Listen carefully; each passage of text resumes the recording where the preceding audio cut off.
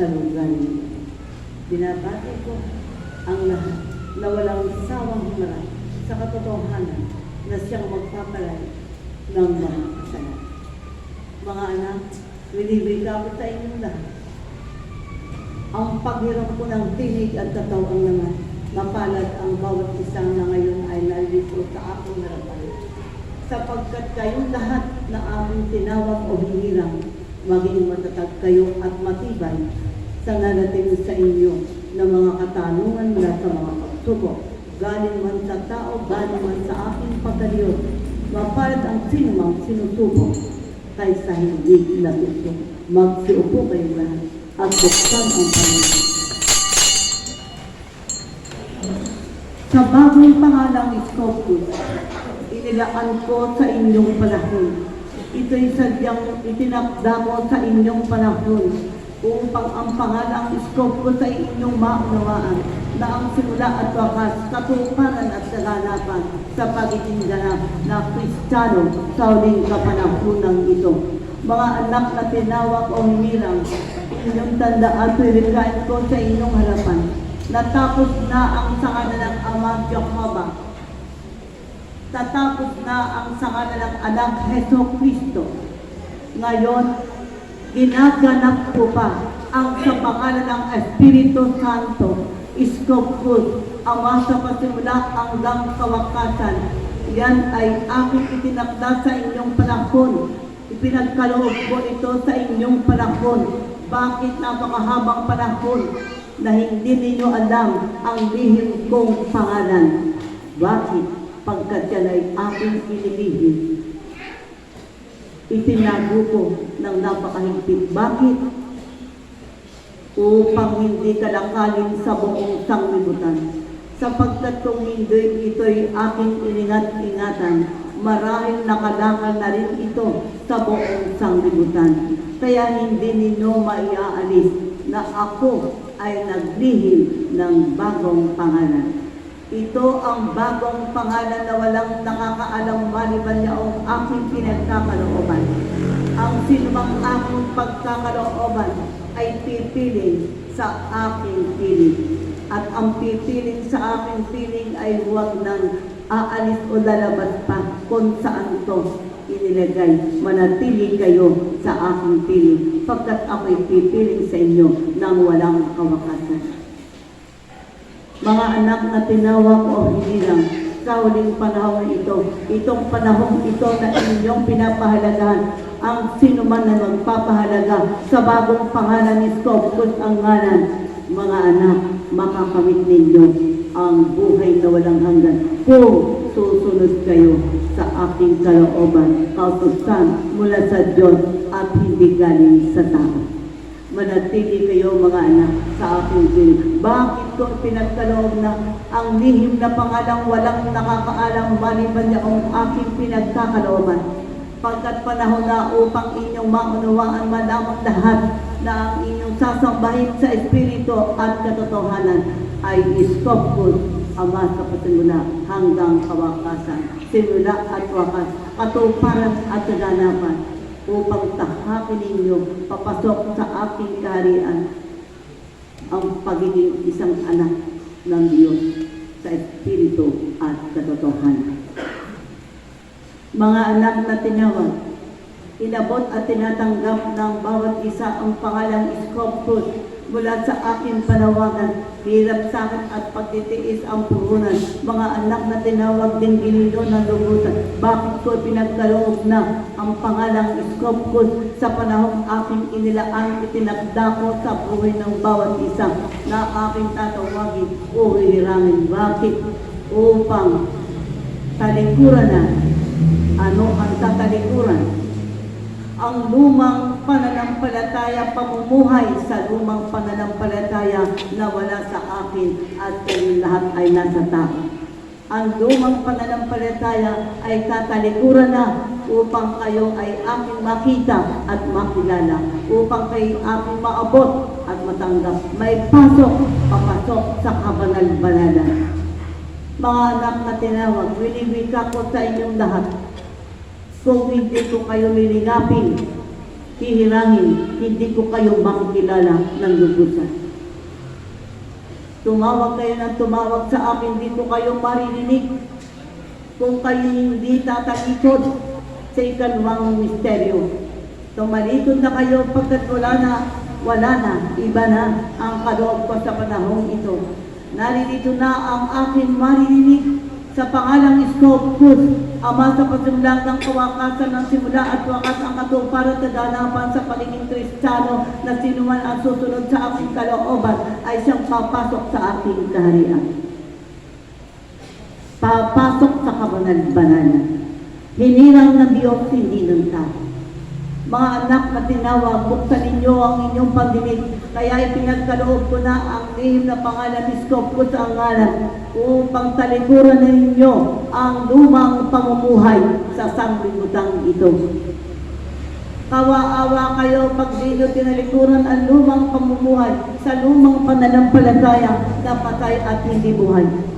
Ang pananampalataya mabubuhay lamang sa Espiritu at katotohanan kung kayo ay gaganap, kung kayo ay susunod sa turo at pangaral mula sa Diyos na hindi galing sa tao. Makipag-isa kayo sa tunay at buhay na pananampalataya ang sumusunod sa aking kalooban sa inilagay ko sa kalupaang ito na tagapamahala ay susunod din sa lahat ng bagay na kautusan mula sa pangalang Iskopus, Ama sa pasimula hanggang kawakasan. Ito na ang katuparan at kaganapan ng inyong mga tinatanggap. Magsikap kayo at magsipag-aral, sumunod ng lubos sa mga turo mula sa Diyos na hindi turo galing sa tao. Mga anak na tinawag, huwag kayong matakot sa tao. Ang katakutan ninyo ay inyong Diyos na kung kayo iiwan ko, kawa-awa kayong lahat sa ibabaw na ito ng kalupaan. Mga anak, nailingap po kayo sa pagtatpanahon na upang inyong maunawaan sa buhay na pananampalataya ang papasukin ng lubos at sisikapin. Ang uunahin ay Diyos muna bago ang lahat ng bagay. Sinasabi ko sa inyong lahat, tayong lahat na naririto ngayon, nakapasok kayo sa pinto na napakakipot, binuksan ng Diyos, hindi ng tao. Ang binuksan ng Diyos, kailanman magmadali kayo ng pagpasok. Huwag patumpik-tumpik sapagkat ay binuksan, napakakipot na pinto, papasok sa kabanal-banalan. Ang papasok sa kabanal-banalan at kayo'y nakarating sa tukdulan, ang makakamit ninyo ay buhay na walang hanggan. Bakit kayo magkakamit ng buhay na walang hanggan? Pagkat pinalambot ninyo ang inyong puso at di pinagmatiga, sumunod sa kalooban ng Diyos, sumunod sa turo mula sa Diyos, sumunod ang lahat hanggang sa ipinagkaloob ko. Nagkaloob ako ng tagapamahala sa bitnang ito ng kalawan. Tagapamahala upang siyang pamahalain sa katulad ninyong aking tinatawag o tinawagan. Mga hindirang kayong lahat ay magsikap at patuloy-tuloy. Huwag kayong magsasawa na umarap sa katotohanan pagkat ako'y Diyos, kayong lahat ay tao. Narito ngayon ang tunay na kaliwanagan sa pangalang Iskopus na aking itinakda sa inyo upang kayong lahat ay magkaisa, magsunuran, magmahalan, magtulungan, magdamayan sa iisang Diyos, Ama sa pasimula hanggang wakas. Huwag kayong magkakanya-kanya ng katwiran, mga anak. Kapag inyong nadamang kayo ay kanya-kanya ng katwiran, ibulat ang mga mata, buksan ang pandinig, umakbang ang mga paa, gamitin ang talino na aking ibinibigay. Winibigay ko ito sa inyong harapan upang sa inyong mga pag-aaral at pagsisikap, kayo higit na lalong maging ganap sa katotohanan na magpapalaya sa inyong lahat ng mga kasalanan. Hindi kayo binuhay sa lupang ito upang basta na kayo sa lupang ibabaw na ito. Ang lupang ibabaw na ito ay nagbabakasyon lamang kayong lahat. At sa inyong pagbabakasyon, bago umuwi kayo sa tunay na tirahan, makakamit ninyo ang buhay na walang hanggan. sa pagsisikap, pag-aaral, sa pagsunod sa kalooban ng Diyos, sa pagsunod paano ang tagapamahala ay sinusunod ninyo at nagkakaisa kayo sa isang isip, sa isang salita at sa isang gawa. Makakamit ninyo ang buhay na walang hanggan. Mga anak na tinawa ko hinirang, sinasabi ko sa inyo, kung ang aking bagong pangalang stop food ay hindi ko na ibigay o nailahad sa kalawakan ito at hindi ako nagbigay ng paglingap sa inyong lahat, marami na sa inyo ang namamatay. Ngunit bakit kayo'y mga nabubuhay pa? Bakit kayo'y nakariyan pa? Bakit kayo ang inyong mga karamdaman pag ipinagtiwala ninyo sa aking bagong pangalang stop food? Bakit nawawala? Napapahid. Patulad ang ulan. Na makita mo, paglingap mo, ang mga karamdaman mo ay wala na sa iyong katawan kung nagtitiwala ka sa aking bagong pangalan, stop food. Ama, kapatid, hanggang wakas, kung ikaw ay sumusunod sa turo at pangalan sa iyo na aking nilagay sa gitna ng kalawakan, nakikipagtipan ka o makikipagtipan sa Espiritu at katotohanan at huwag pagsasawaan. Sumunod sa kalooban ng Diyos, hindi ng tao lang. Mga anak na tinama, mga hindi na. Kayo ay magbunyi at magsaya, magalak ng lihim kung may dumarating sa inyo na mga pagsubok. Sapagkat sa mga pagsubok ay aking pinatatatag, kay aking pinalalakas. Hindi ko kayo pinababayaan. Sa kabila ng lahat na dumarating sa inyo ang mga pagsubok, mga anak, minamasdan ko kayo. At kung saan kayo mahina, kung saan kayo malakas, ngunit ang pagsubok na yan, mga anak na tinawa, kayo ay tatatag at hindi ihina kung gagamitin ninyo ang talino, pangdangis at hindi panglupa. Mapalad ang bawat isa. Mapalad kayo. Sapagkat sa pamamagitan ng panawagan ko sa inyong lahat, sa pamamagitan ng pasang cross na inyong daladala, sa pamamagitan niyan, kayo ay nakarating at nakatagpo sa ating panawagan. Ang mga pasang cross na ay kadahilanan upang ako'y inyong matagpuan sa Espiritu at katotohanan. At siya'y aking inilatinakdamulit sa inyong lahat na mga pasang cross sa inyong mga buhay. Diyan ninyo ako masusumpungan. Ang mga pasang cross na yan ay inyong tisin.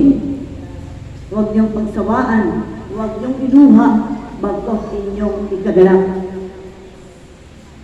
At magliliwanag ang inyong mga kaisipan na nagdidilim. Magliliwanag at magkakaroon ng buhay ang inyong puso sa pag-ibig, pagsamba sa Espiritu at katotohanan. Iskopus ang ngalan, Ama sa Kasanda hanggang kawakasan. Muli kong winiwigan sa inyong lahat, ipinagkaloob po sa inyo ang pangalan ng aming Espiritu Santo, Iskopus ang ngalan, upang aming ihatmadya at ibalita, ihatid ang magandang balitang ito na inyong buksan ang inyong mga pandinig, talikuran na ninyo ang lumang pamumuhay o pananampalataya na inyong pinamulatan, na kung hindi kayo tatalikod sa inyong pinamulatan, ang ikalawang kapangyarihan, walang matuwid, walang palinis, wala ni isa man. Kaya ipinagkaloob ko na ang iyong kong pangalan na ito'y tinakda ko sa aking pagpiling sa inyo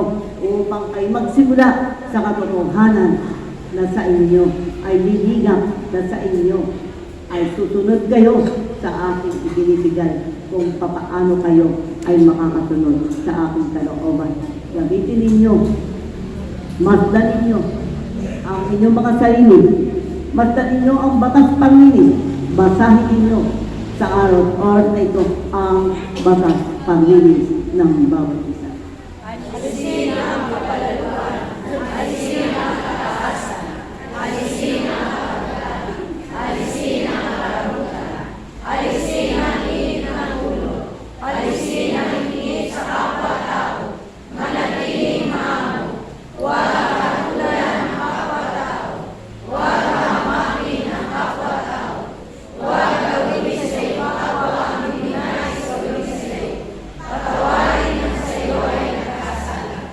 Naway inyong nadama kung paano ipinaalis sa inyo na dala-dala ninyo sa lumang pamumuhay.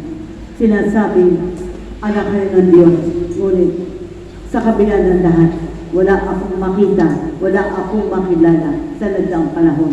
Wala akong marinig. Lahat ay tumatawag sa nagdaang panahon, sa ikalawang kapangyarihan. Ngunit hindi ko marinig, hindi ko makilala, at hindi ko matipon, pagkat ang aking salita ay hindi binabaon ng kanilang mga puso. Ang binabaon ng mga puso sa nakaraang panahon ay galing sa tinig o salita ng tao, turo ng tao. Kaya kayong lahat, laban-laban, hindi magkamaya sa hindi pagkakaunawaan.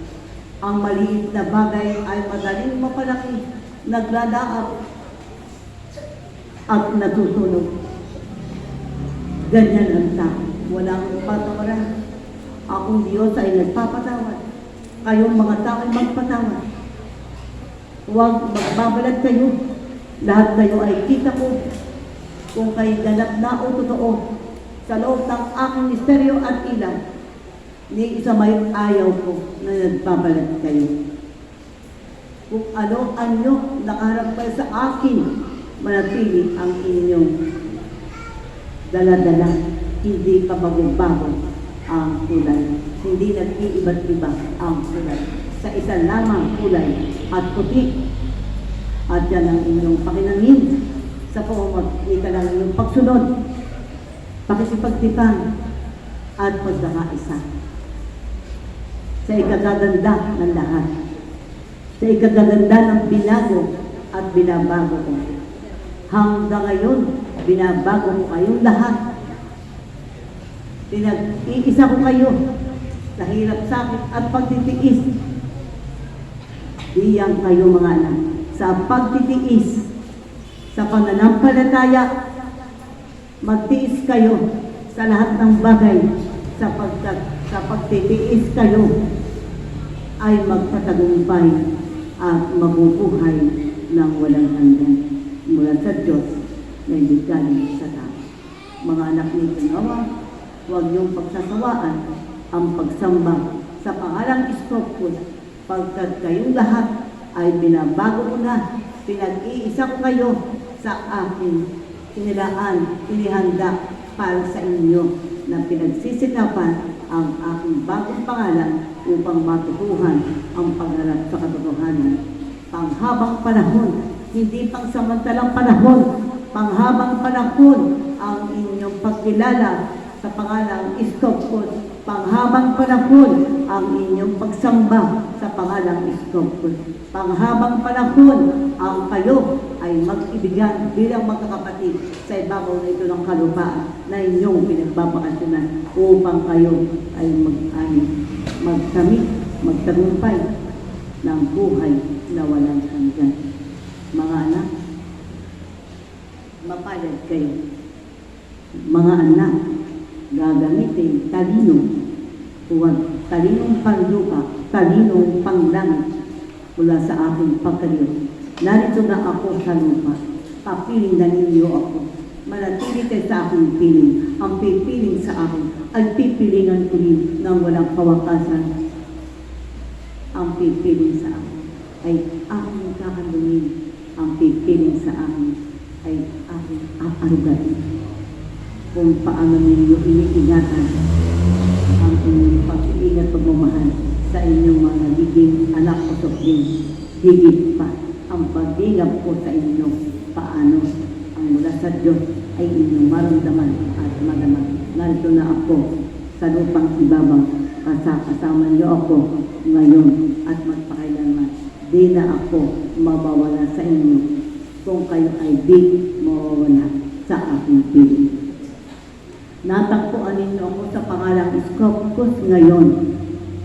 Ang umabot tumanggap sa bagong pangalang Scopus ay huwag nang tatalikod magpakailanman, pagkat kapag ako'y inyong tinalikuran mga anak, ay hindi ako tao, kundi ako'y espiritu na lumingap sa inyong lahat upang baguhin ang inyong kinalalagyan sa lupang ito. Magdating man sa itaas, sa tunay ng tirahan, ako pa rin ang sa inyo ay aabot lilingan hanggang sa tunay ng tirahan. Ang tunay ng tirahan ay hindi dito sa lupa, kundi sa itaas. Sapagkat kayo nagsisikap ng pag-aaral, ng pagsamba sa buhay ng Diyos, sa pananampalataya, sa pangalan ng Scopus, nagsisikap kayo. At sino mo nagsisikap at nagtitiis sa lahat ng bagay, muunawa, inyong pakatandaan, patuloy ang pagsamba sa pangalan ng aking pagkaliw, Scopus ang ngalan, inyong tandaan. Pagdating ng sukdulan ng inyong mga buhay, dahil kayo nagbabakasyon lamang sa lupang ibabaw, habang kayo nagbabakasyon, inyong tatandaan ang inyong pagsisikap sa pananampalataya nito. Kung kayo ay uuwi sa tunay na tirahan, kayo ay hindi mahihiraman, pagkat kayo ay sasalubong sa inyo ay Diyos, hindi tao lamang, kundi akong Diyos pa rin ang lilingap sa inyo sa kabilang buhay. Kung dadating ang sukdulan ng inyong mga buhay. Kung gusto ninyo na madugtungan ng lubot ang inyong mga buhay, sumunod kayo sa kalooban ng aking pagka-Diyos at sumunod kayo sa inilagay kong tagapamahala at magkaisa kayo, huwag kanya-kanya ng katwiran. Ngunit inulit upang inyong maunawaan. Diyan kayo magtatagumpay. Mga anak na tinawag, isang inilagay kong tagapamahala dito sa kalupaan. Dumami lamang ang tagapamahala dahil naglalagay ang aking anak kung paano lilingapin ang mga sinisilang sa espiritu at sa totohan. Paano nagtutulong-tulong, paano nag-aagapayan. Ganyan mga anak, mag-agapayan kayo, magsunuran kayo. Walang hanggan, napipiling ako sa inyo. Mga anak, bago ang lahat, maraming salamat sa lahat na nagtutulungan, sa lahat na dadamayan, sa lahat na hindi kumukupas ang pag-ibig at pagsamba na sinimulan sa aking bagong pangalan. Huwag kayong mangangako sa akin.